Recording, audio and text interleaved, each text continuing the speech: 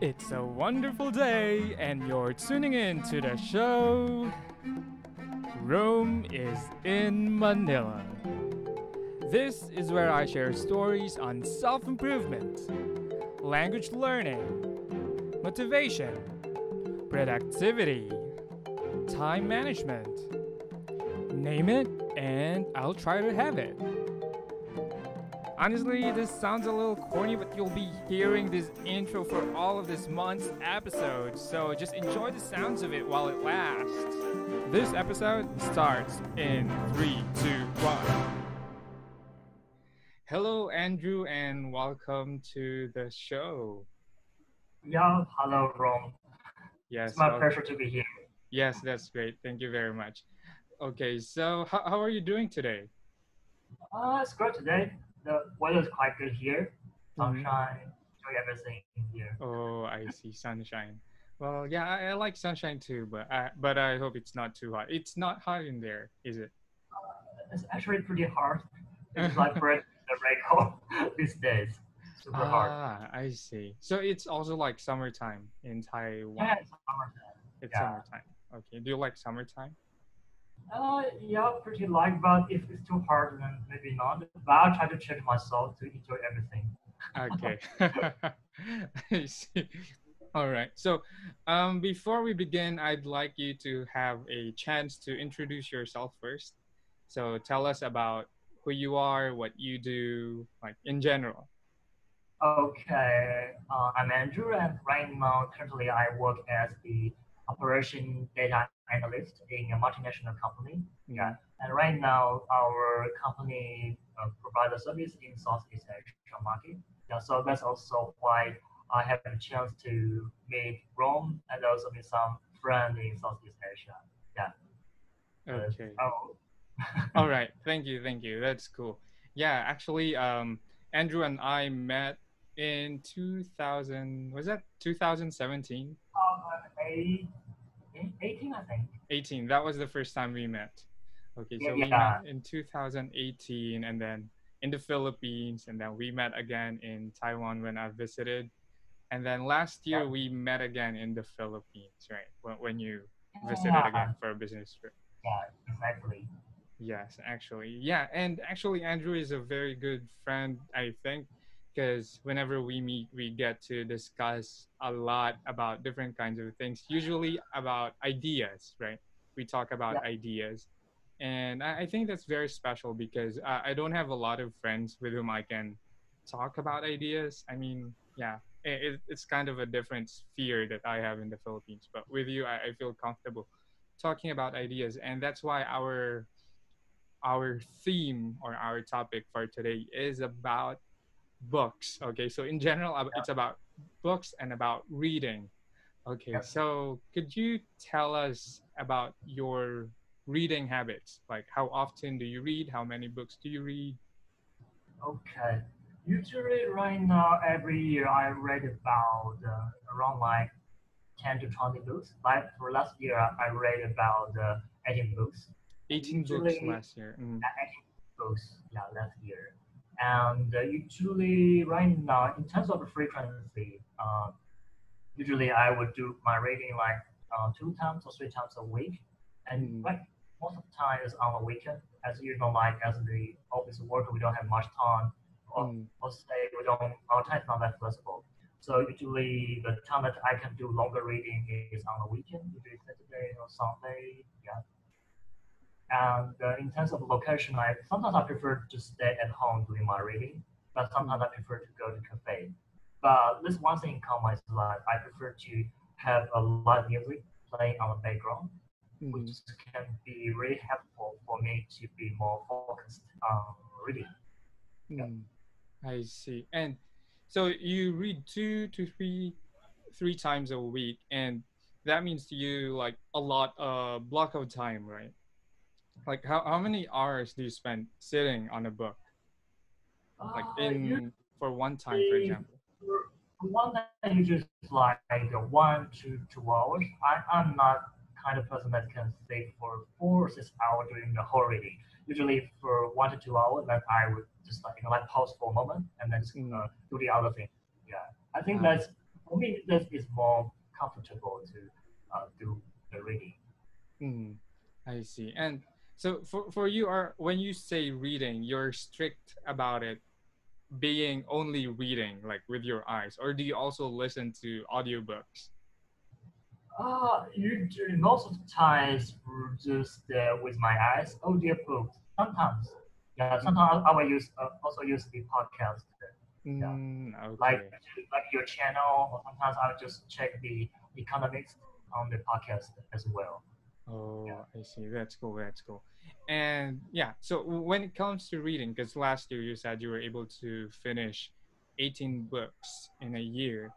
How do you usually read? Like, do you read one book and then finish it, and then you go to the next book, or do you like read multiple books at a time? You just like multiple books at a time. So sometimes, like like when I read a book to some pages, then I'll go to the other book. Yeah, so Mm-hmm. it's like keep exchanging. And sometimes I feel that it's really good to absorb knowledge quickly from this way because you have to change the thing, change Mm-hmm. the content, and then change it again back to the original one. Then you can recap the thing again. So Mm-hmm. I sometimes find this is also for me it's like a good way to really absorb the knowledge from the book. Mm-hmm. And okay, and but when you read multiple books at the same time, do they have to be in the same topic, or could they be like a totally different things? I say it depends. But usually the book I choose, if let us say for one, basically is about psychology, business, or history. Yeah, so basically, usually I would mix these three kind of books together to do Mm. my reading. Ah, okay. So you sometimes mix it up. Okay, that's cool.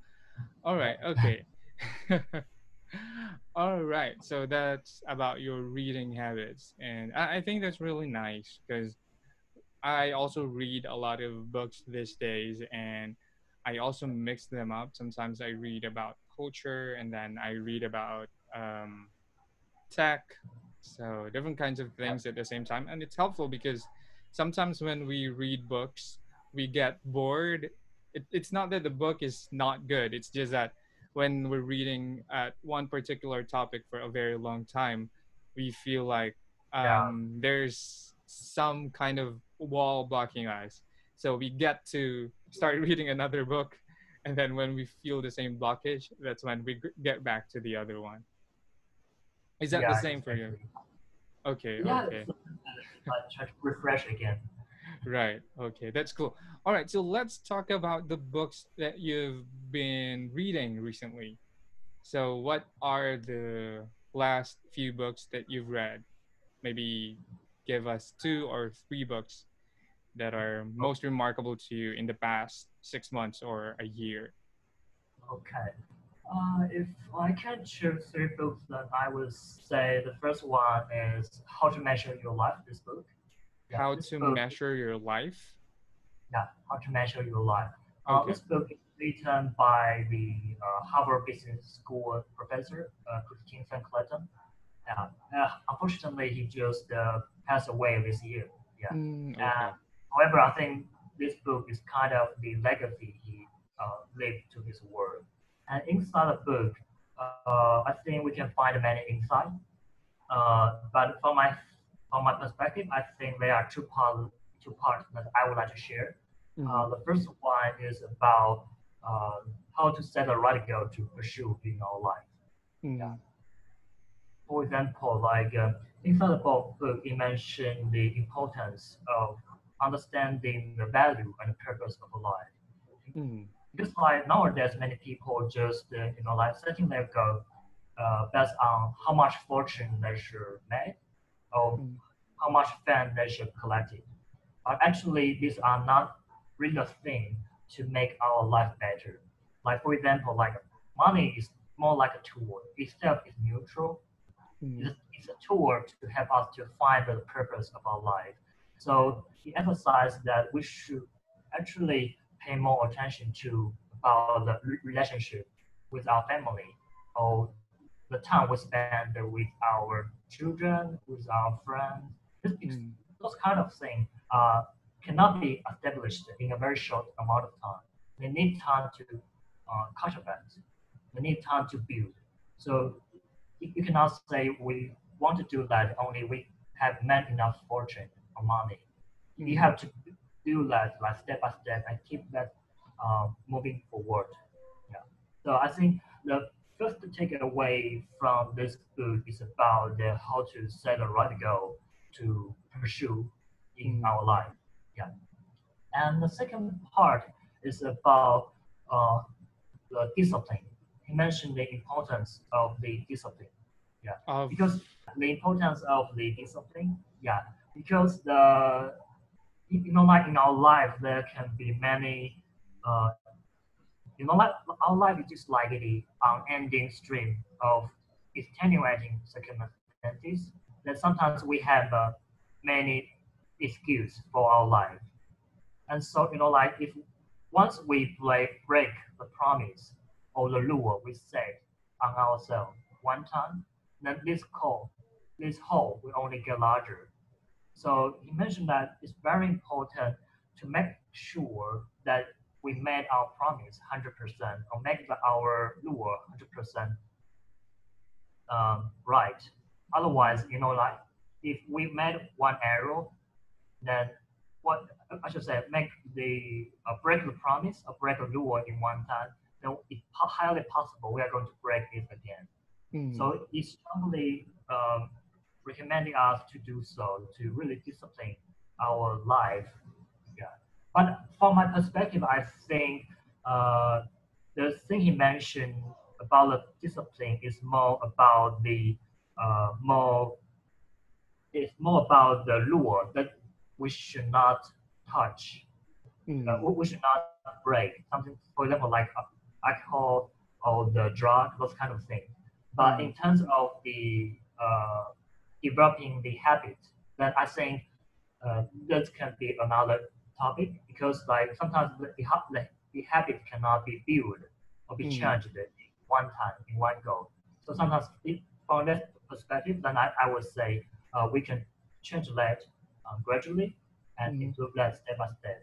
But in terms of something that is highly more impactful, then we should be careful not to break it even in one time. Yeah. mm. Okay, So I think that's cool. So that is how to measure your life. So first you mentioned about how to set goals, right? And instead of focusing on money, which is just a tool, we should focus on the relationships that we have because the relationships that we have take time to build. And although actually money also takes time to build, but sometimes you can easily get a lot of money, right? Like, overnight yeah, fortune or something. But that cannot happen with relationships. You cannot yeah, have an overnight relationship. Suddenly you're very close with someone without even conversing, right? So that's a very good contrast right there, that's teaching us how we should value relationships more and put in the time and effort for it. And at the same time you mentioned about discipline, and that it's about creating rules that you should not break and doing it 100%. And actually I agree with that. And there's actually a very popular saying, they're telling that 100% is easier than 98%, because yeah. yeah, it's very interesting. 100% is so much easier than 98%. That's nice. So that's how to measure your life by, I forgot the name of the author. Yeah, Christensen Clayton. Christensen. Xingzhan. Christensen. Christensen. Christensen. Yeah, Christensen. Okay. yeah, Oh, okay. I'll look it up later. So he's a Harvard business professor, right? yeah. Okay, that's cool. Okay, what other books do you have? The second book is called Inspired. Yeah, Inspire. it's written by Marty Cargan. He was the as employee of HP, and right now he also owns his personal the company, which is it's about the consulting. Yeah, Mm, consultant. Yeah, and inside this book basically is about the product development. product Each development. yeah teach people how to do the product development and also how to be a good product manager. Yeah, Mm-hmm. and it mentioned a lot about how to improve the whole pipeline, how to improve the culture inside company to make sure that product can be built in a more efficient way and in a more productive way. Yeah, there are many things inside, but here I think I would just like to share the framework this book mentioned. I think Mm-hmm. this can be very useful. So this framework basically is composed of two parts. The first part is about the product discovery, Product discovery. and second part is about the product delivery. And Okay. inside the product discovery, there are four factors that we have to put into consideration. The first one is about the value, and the second one is the usability test, usability, and Mm-hmm. third one is technical viability, and Got it. the last one is business viability.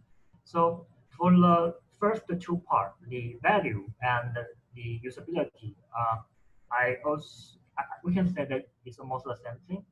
So the value means that we get to make sure the product that we made can really resolve the user's problem, Mm-hmm. and the usability is that when the user is using your product or service, they can feel comfortable and easy to get those value. Yeah.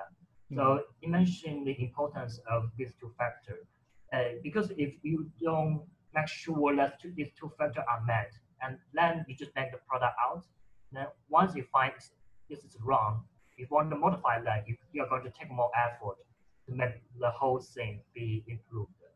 So it's very important to make sure the value and also the usability is really the one that user like.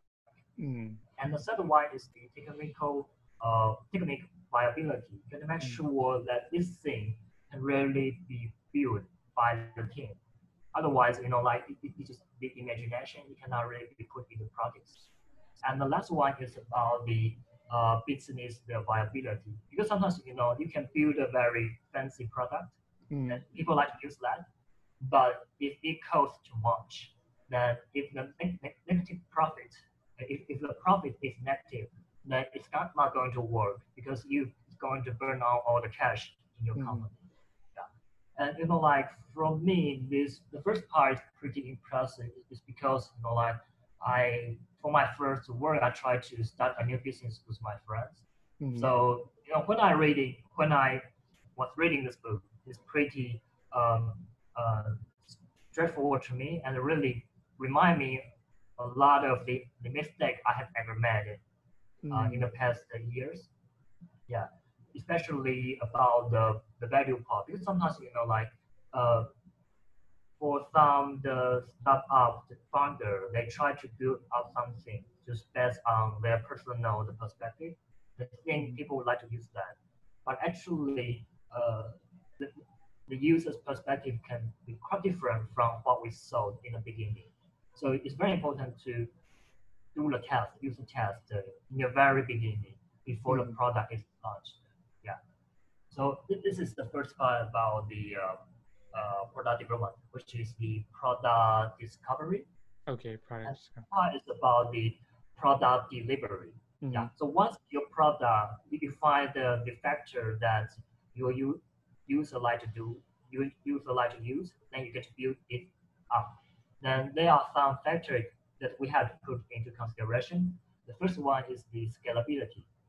Yeah, because once you find that your product is good, then you get to make sure that it can be touched, can be used by many people. Then the things that you get to think about if this product can be scalable in terms of the infrastructure, in terms of the system reliability. Mm-hmm. Yeah. And in addition, we also need to confirm that the performance of the product is the one that we set in the product discovery phase. If you find that the gap between these two phases is too huge, then you cannot really bring the true value that the customer wants. Yeah.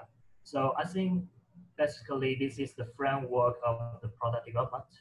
First thing Mm-hmm. is about the product discovery, and the second part is about the product delivery. Yeah, I think this can be a very useful tool for anyone who want to do some project in their company or anyone who want to start a new business in the very beginning. Yeah, I mean seems very simple, but actually it can be a very important guideline to remind us what mistake we have made that and what part we have to improve and modify.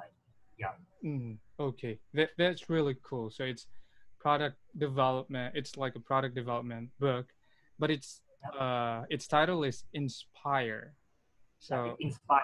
Yeah, yeah, I okay. think it tried to. Yeah, I think this title is very interesting. I think probably it's try to like try to wake people up to know like what factor really drive the success of a good product.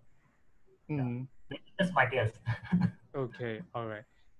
So from this book, what does it mean to inspire? Because from what you've said, it's product discovery and product delivery. And when it comes to product discovery, you have to consider value, usability, viability, and business viability, right?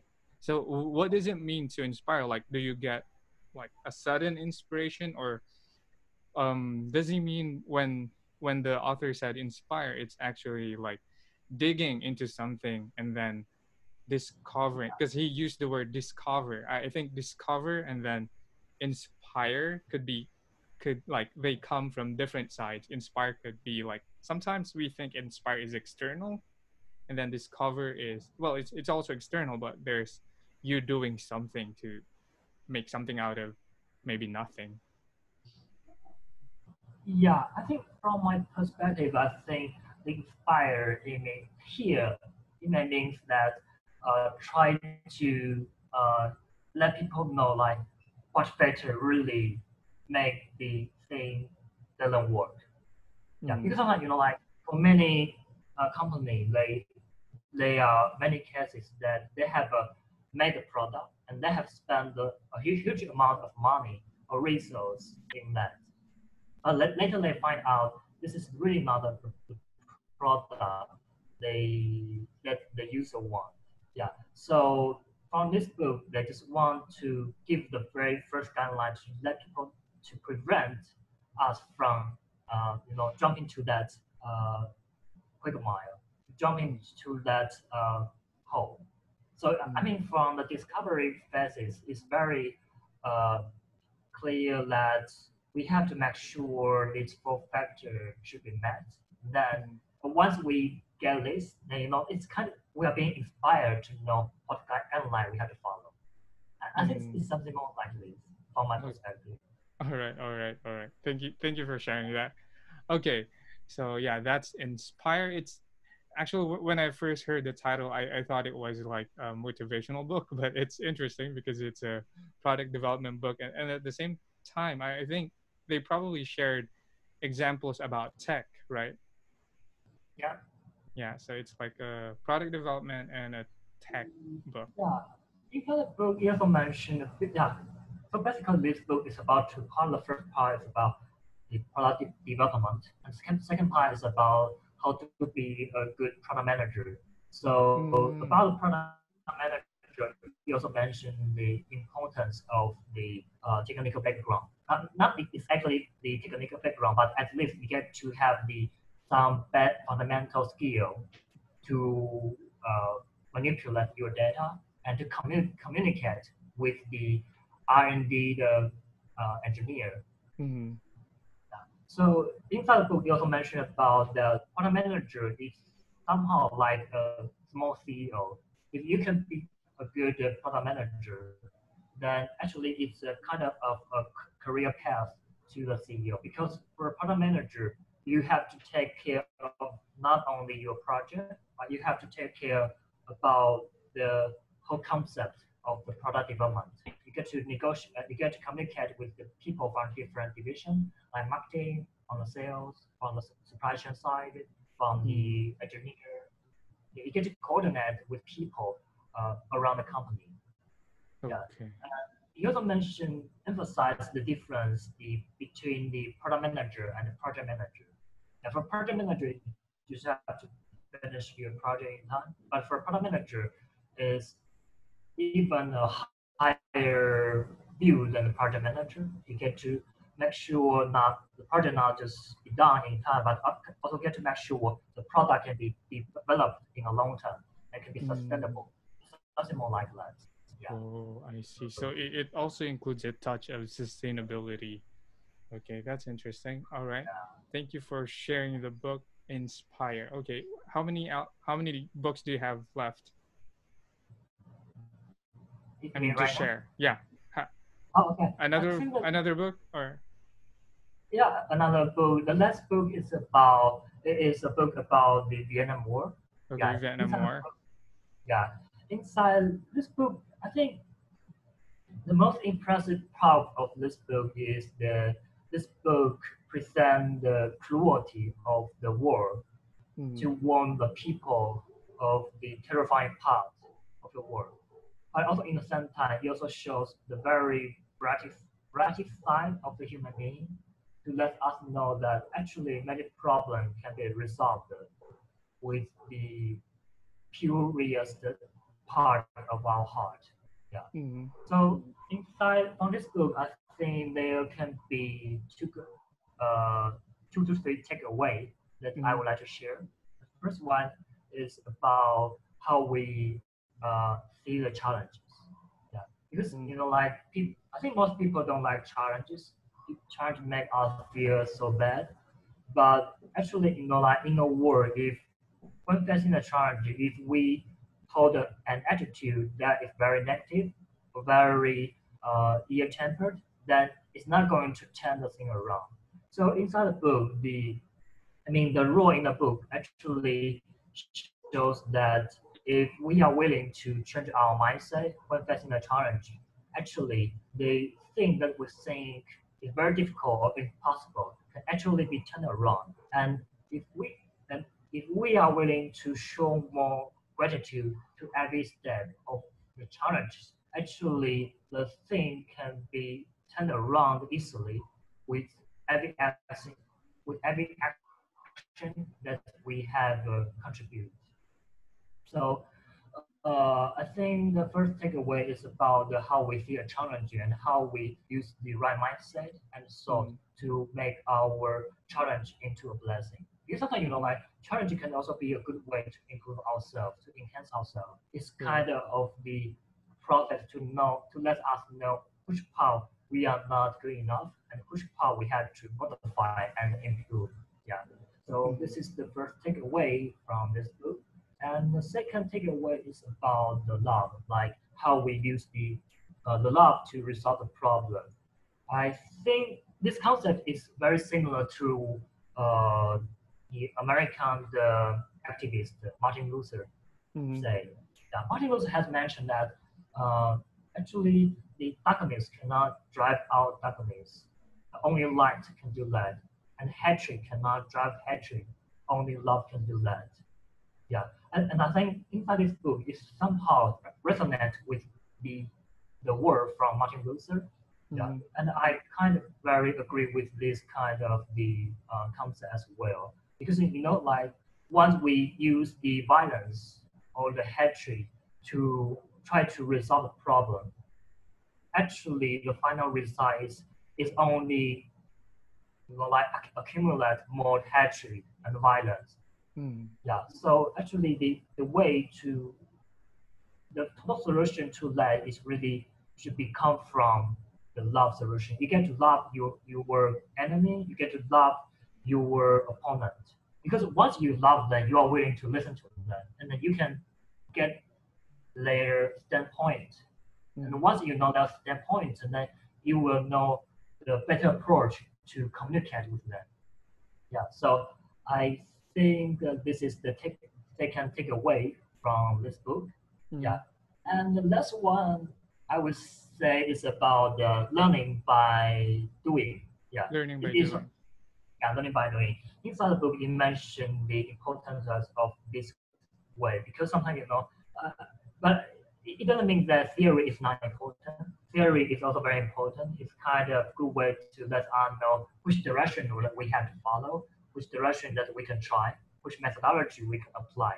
Are the things that usually the reality can be sometimes be very far away from the theory. So once we catch the main idea of the theory, then when we are applying it, it's very important to let us know how to modify the framework of the theory in order to adapt to the current environment in order to resolve the problem. Yeah. So especially in the war, in the war, the situation can be so changeable. Sometimes when you go to the other battlefield, the situation can be very different and definitely different from the training camp in your personal country. So inside the book, you mentioned about the importance of the learning by doing. That you get to keep learning and improving yourself through this kind of the training or in the world. Yeah. Mm. So that's the third takeaway I got from this book. Yeah. So Okay, wow. basically, these three books. All right, so you have 3 books. Okay, that's interesting because it's a book about war, perhaps an experience of somebody who went through the Vietnam War, right? Yep. Yes, and from that book, you actually learned things like changing the way we see challenges and changing our attitude towards it, so that we could like do better about it. And also you mentioned about love being the solution to like most problems. And yeah, in general people say that yeah, love solves everything. It could be a cliche, but yeah, it actually does miracles. Love, and sometimes kindness too, right? Love and kindness. Yeah. And lastly, you mentioned about wait, my brain is like Learning phasing. by doing. Yeah, learning by doing. Okay, yeah, you mentioned about learning by doing. Okay, so that's interesting because it's a like historical experience book, and you learn this kinds of things from it. So it's not just like absorbing facts from a some sort of history book, but there are lessons that it's also giving you. That's awesome. Thank you for sharing. So is that all the books that you wanted to share today, or is there any other book that you want to talk about? Uh, I think that's only these three books. Yeah, but recently I'm also reading a book called Justice. It's Justice. also from it's from the Michael Center. It's also Harvard professor as well. Yeah, Mm, I think he also opened a YouTube channel as well. Yeah, but I just started to read that book. Basically, this book is about the how we see the thing mm, based on our based on different judgment. Yeah. For mm, example, like I haven't finished this book, but I have watched the channel from the YouTube. For mm, example, you mentioned about when you this is a question about it is trend it's a trend questions. So for example, if you are on the platform and then you have a machine, then you when there's a trend coming, but this trend is going derail. So right now inside that machine, you have a choice. You can choose to let the trend go smooth as the original way, but it mm, will bump around like 20 people. But right now, if you adjust the variable in your machine, then you can change the track to the other side, but you are going to kill one person. Then which choice you want to make? You want to make? mm. Yeah, it's something like this. It's kind of difficult because like once if you don't do anything, just kill 20 people. But if you make the decision, then you can save 20 people, but you're going to kill that person. But that person actually he would be all right if you don't do any change on that machine. Yeah, Right. yeah. It's a Oh, concept like yeah, wow. Okay, something like that's that. interesting. I'm gonna check that out. Justice. Yep. Okay. All right. So thank you for sharing about these books that you've been reading. I have another question because I've noticed that the books you've been reading were mostly in English, right? Do Yep. you read books in Chinese? Or Actually, do you mostly read English books? I also read Chinese book, but in this 3 to 4 years, I start to read more books in English. Yeah, because I try to take this as a way to improve my English, and Mm, also in the sense that sometimes like what some great books that are translated into Chinese, some original meaning is actually a little bit different from what the author really want to express. So if I have a choice to uh, get a book in English, then I would choose the original one. But if the book is from the Chinese itself, definitely I would prefer to choose the book in Chinese because this is the book that can really bring out the true value of the user try to give to the reader. Yeah. mm, I see. Okay, so actually, that's very interesting because, well, right now I'm currently learning Chinese for about 3 weeks now, or almost 4 weeks. But well, I still don't know a lot. But for me, that's interesting because, yeah, reading books in different languages, I think they have different kinds of, of charisma or like some effects to it. So, how does the experience differ? Like, how is it different when you read something in English, and how is it different when you read something in Chinese? Given that you are a native speaker of Mandarin. Okay. Yeah, I think because as the native speaker in Chinese, I still think reading the book in Chinese is much more efficient sometimes Mm, because this is a first language, so you can go through the book in a much faster way. But I also think sometimes when I read a book in English, still has some good parts that because you cannot read the book so fast, so you get to check one by one. So sometimes you can like regurgitate the content more deeply. Sometimes, yeah. mm, So I think this can be one of the difference between the reading the book in Chinese and English. Yeah, and also in terms uh, of the content, but I think sometimes maybe it's just my personal perspective. Sometimes the mm, Chinese book can try to express the way in a more the conservative approach. Then sometimes they will not just give everything out directly, but will try to use some metaphor or figure of speech to express the thing they want to say. Yeah, but mm, this concept means on average, sometimes the some English books also had the similar approach as well. But I mean, on average, sometimes Chinese book can be more conservative in the way to give some content to the readers. Yeah. okay, yeah, because for me, in my experience, because so for me, I'd consider English as like a native language, although like not really, but yeah, so English is convenient for me to read, but I've been learning Korean for quite some time, so Oh, I'm kind of high intermediate. But whenever I read books in Korean, so there are times when I don't really understand everything, but instead of trying to look for words in a dictionary, I just go on reading even without completely understanding everything, and then just try to get the context out of it. So I was wondering if the experience in English is similar for you. yeah, actually, yeah. This is a good point. Yeah, actually, sometimes like when reading a book in English, I somehow can also face the situation like you mentioned, that you know every word in a sentence. Maybe it's like a proverb, or maybe this is the some analogy behind that, but we don't know. I don't know that because this is it's not more about the word itself. It's more about the culture behind the whole sentence.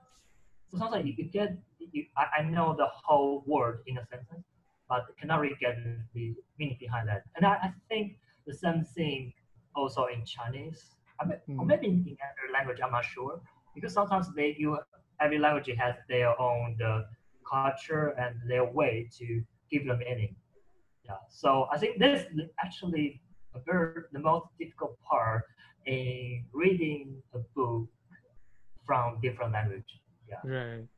Yeah, Yeah. it's actually very challenging because I started reading some novels in Korean, and then I figured, oh, what are these things? Like there are sentences wherein I only know the like the nouns and then the sentence endings and everything in the middle are like, oh, these are all gibberish. I understand nothing, but it's okay. It's a fun experience trying to read something that is not in your native language. But yeah, I've mentioned fiction, and I've noticed that all the books that you've shared so far are non-fiction. So do you Yeah. ever read fiction? Actually, most of the time I don't read so much fiction books, but in terms of fiction movies, then I watched a lot. But Ah. fiction books, not so not so many. Yeah, I see. Okay, so fiction movies over fiction books. Okay, that's yeah, yeah. I think that's easier because, well, if you try to read fiction books, that's gonna take a long time as compared to watching a fiction movie. Yeah, that's really cool because there are fiction books that are like really long. It would take you more than 30 hours to read or even listen. So that's also very challenging. But yeah, yeah, and you wouldn't enjoy it if you try to listen to it at like very fast or if you try to speed read. But yeah, yeah, okay, I totally understand why you read more of nonfiction. yeah. I see. Maybe I should find the time to give it a try. Probably. Yeah, yeah, I think so. So, Yeah, actually, it's great catching up with you about the books that you've been reading, and yeah, sharing your like key takeaways from those books. I think I've also learned a lot today, chatting with you. As for me, I've also been reading like different kinds of books recently. There's a book that I've read. It's called The Order of Time. The Order of Time. It's by a physics professor, or I think it's a physicist. Like he's he's a renowned scientist in his field, and he talked about the idea of time, and it's a very interesting book. And at the same time, it's very flowery. Like it's like a, it's like he's discussing science but using poetry. So oh, yeah, it sounds like that to me. Also, it was because I didn't read the book. I listened to it. It was narrated by Benedict Cumberbatch. You know Benedict wow. Cumberbatch, Doctor Yeah, Strange, right? yeah, So yeah, it was yeah, interesting listening to him talking about time, and the perspectives I've got from there was good. There's a very scientific point of view about time, like yeah, how they said that there's that now the concept of now doesn't really make sense because like when I say now to you, like what are you doing now, the instantaneous now doesn't exist because your now yeah, is different from my now, something like that. It's kind yeah. of philosophical, scientific, and sometimes it goes abstract. It's even mind bending, the things that were being discussed. But yeah, Well, I enjoyed reading. I enjoyed listening to the book. yeah, I think it's quite interesting, especially I mean, time this kind of the thing can be widely discussed in many different views. Yeah, and Right. also Anthony also mentioned a lot about this, Mm, it, especially the relativity theory. Yeah, I think mm, this one is really like mind blowing. When the first time right. I heard like mention about when the speed is faster, then your time becomes shorter. That's Right. like view is kind of hard to imagine, but actually it it really exists. Yeah. Right. Actually, that's true. And also, there's this idea. I think it's not from the same book, but it's like when you're living a fast life, when you're living a fast life, it's like you're living longer. And when you're living a slow life, you're actually living shorter. It's something like that. There's that concept. Yeah, something like that.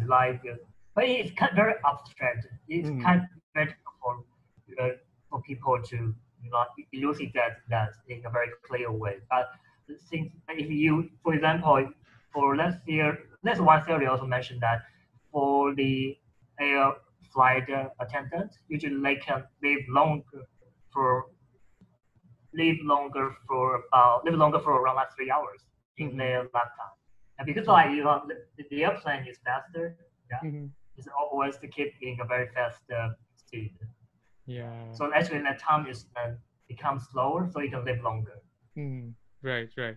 Okay. So yeah, that's the book that I've been reading recently. I'm also reading other stuff like about communication, conversations, and stuff, and also about languages. But yeah, okay. This would be my last question for you. How do you choose the books that you're gonna read? Okay. Uh, For me, usually I would get some recommendation from my friend because some of my friends also like reading, and so usually I will get some recommendation from them. And the second source would be come from some famous guy, especially like for example like Bill Gates. Every summer he would just give the student a reading list.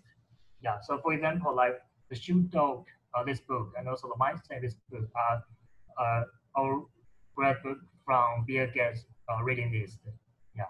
And but after I got the reading list from my friend or from some of the famous guy, then I would go to a website called Goodreader.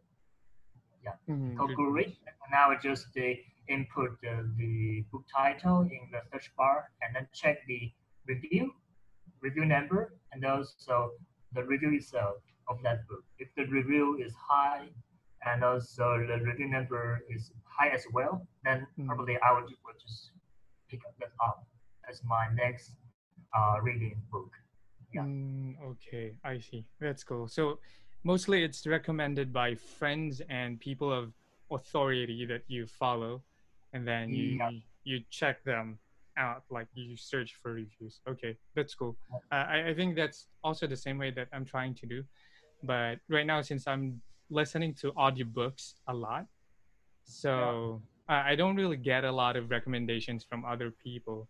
I get recommendations from Amazon, from Audible itself. But yeah, I think it's also good to get recommendations from other people, so that like it's more. I think it's gonna be more engaging if it's a friend or someone you look up to that recommends a book. Yeah. Okay. Exactly. Yeah. All right. So thank you very much for sharing everything you've shared for today. I really think those are valuable. There are valuable gems that you've shared today, and I hope that all the listeners of this show will also check those books out. We're not selling the books, but yeah. But yeah, those books are really cool. So I'm gonna check them out myself too. All right. Thank you very much, Andrew, for joining the show for today. And I hope that we get to see each other next time, maybe in person, and talk Yeah. about Sure. the other books that we are going to read in the future. Yeah. Definitely. Yes. Thank you, Ron. Thank you for giving this opportunity to Yes. share. Thank Yeah. you. Okay.